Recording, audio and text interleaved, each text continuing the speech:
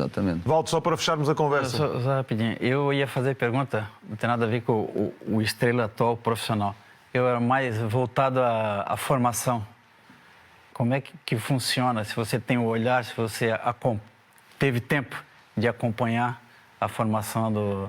Sim, o Estrela ganhou a Liga Revelação, é bom. Exatamente, foi um excelente trabalho feito no Estrela. Eu tenho prazer nisso, porque o formar jogadores, educar ou formar, não é só com os jovens de 18 anos. Eu tive uma experiência em Curitiba, no Atlético Paranaense, em que conheci pessoalmente um jogador que tinha sido jogador do professor João de Ferreira, que eu tive o prazer de trabalhar, que era o NEM, defesa central. Grande do Braga. Craque, maluco, mas Virou craque. capitão do Braga, né? E a história do professor e a história do NEM bateram certo. Aquilo que o professor me tinha contado sobre isto, sobre o processo de evolução. O NEM chegou já com 29, depois de jogar Libertadores, depois de campeão brasileiro no Atlético Paranaense. E o professor tinha-me dito que foi muito difícil, e uma vez que ele foi questionar, e que ele lhe disse que se ele quisesse jogar ia ter que seguir as regras dele e o que ele tinha para lhe ensinar. E o que é certo é que o NEM, ao fim de alguns meses, virou titular no Braga, foi capitão e foi um jogador muito importante naquela primeira ascensão do Braga. Sim, disparou o Nunes, que jogava ao lado dele, para uma carreira incrível em Espanha. Pronto, e o NEM, em Curitiba, confirmou-me toda essa experiência. E ele só diz que eu não sabia como é que jogava futebol até aos 29 anos. Foi palavras dele. E foi campeão brasileiro, só que depois de entender o jogo... E foi o grande homem do Atlético Mineiro também.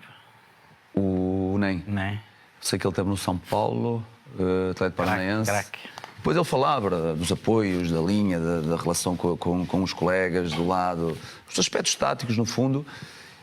Eu não sei como é que eu conseguia jogar futebol até aos 29 anos, porque não entendi, era algo dele já, né? De rua, futebol de rua, e ali começou a entender o jogo e virou líder daquela defesa, daquela equipa, foi capitão, e pronto, e teve aqui 3 ou 4 anos. Sérgio, mesmo para terminar, gostava-lhe de fazer uma pergunta, um bocadinho do passado, mas olhando um bocadinho para a realidade da segunda Liga e pedindo-lhe a opinião como treinador. Nós assistimos, eu até fui fazer as contas, este ano na segunda Liga tivemos 9 equipas que mudaram de treinador, algumas mudaram mais do que uma vez, e portanto as trocas são ainda são maiores, e houve 9 que aguentaram o treinador, ou confiaram no treinador até ao final.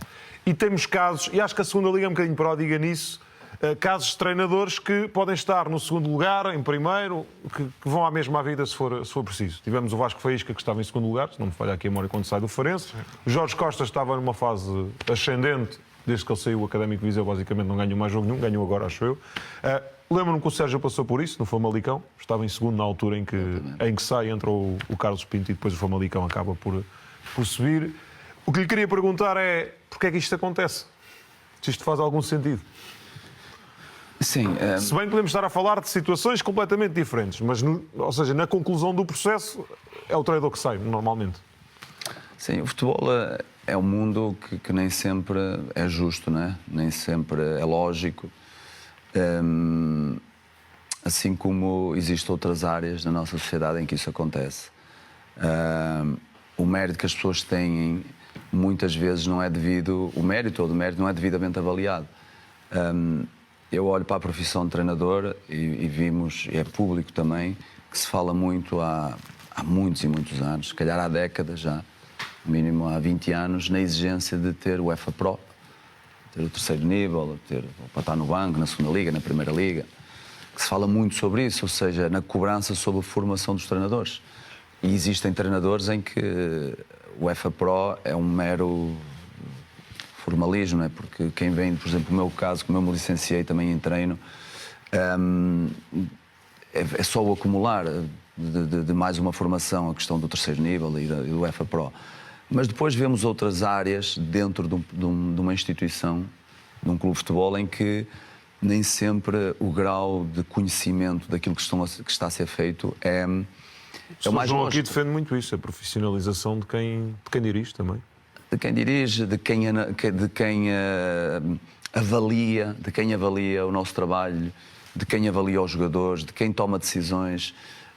Eu acho que o futebol tem que ser muito, mas muito mais profissional nas diferentes áreas do dia-a-dia, dos diferentes cargos. Há muitos cargos no dia-a-dia que são negligenciados. Que nós, por exemplo... Qual é o mais alto cargo numa equipa, num clube? Sim, todos os cargos são muito importantes. Não, mas qual é o mais alto em termos de decisão, em termos de... É o presidente. É o presidente. O que é preciso para ser presidente? Pronto, exatamente. Não é? Se começássemos a fazer esse tipo de perguntas, chegávamos aqui a conclusões muito fáceis até de fazer. Tomam decisões importantíssimas. Exatamente. Não, tomam as decisões, em última instância, tomarão sempre a decisão, não é? Eu acho que isto é muito profundo, são coisas muito profundas que têm a ver com a... Eu acho que até o próprio governo, o IPDJ, a Federação, a Liga, o Sindicato de Jogadores, a Associação Nacional de Treinadores, as várias instituições que deveriam estar muito unidas para tomar decisões muito importantes no sentido de fortalecer a gestão dos clubes, porque o futebol é um património nacional.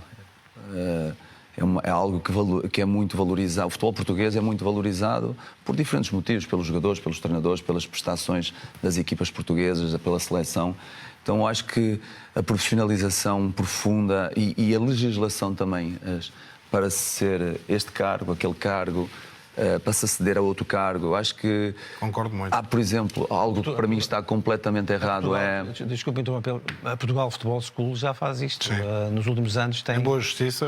Sim, é verdade. Algo que eu acho que está completamente... Portugal Futebol School. Sim, tem formado, tem apostado muito na formação. Está completamente errado é, por exemplo, os treinadores da formação. A formação é as coisas mais importantes que existem no futebol. E os treinadores da formação não são aqueles que mais recebem e deviam ser... Não, recebem miseravelmente. Muito bem compensados em todos os clubes. Sequer, porque são eles que formam aqueles seres humanos que vão ser adultos, que vão tomar decisões, que vão ser bons ou não. É só um exemplo disso, não é? Mas quando nós vemos situações noutras áreas da nossa sociedade, como é os professores, os polícias, a saúde, os educadores de infância, quando nós vemos as políticas que o nosso governo tem e outros governos por esse mundo fora, vemos que há algo que está totalmente errado. O caso da educação é um deles, não é? Como é que as pessoas que formam as novas gerações, os valores humanos, a forma que passam horas e horas com as crianças, que deveriam ser muito bem pagas, essas sim deviam ser muito bem, não é pequenos aumentos salariais, é muito bem. As pessoas que cuidam da segurança de um país, da saúde da população, que cuidam dos idosos, que cuidam... E esses cargos... Mas tem uma lógica muito próxima com o futebol, porque há coisas que estão erradas na sociedade, que têm um peso muito maior para que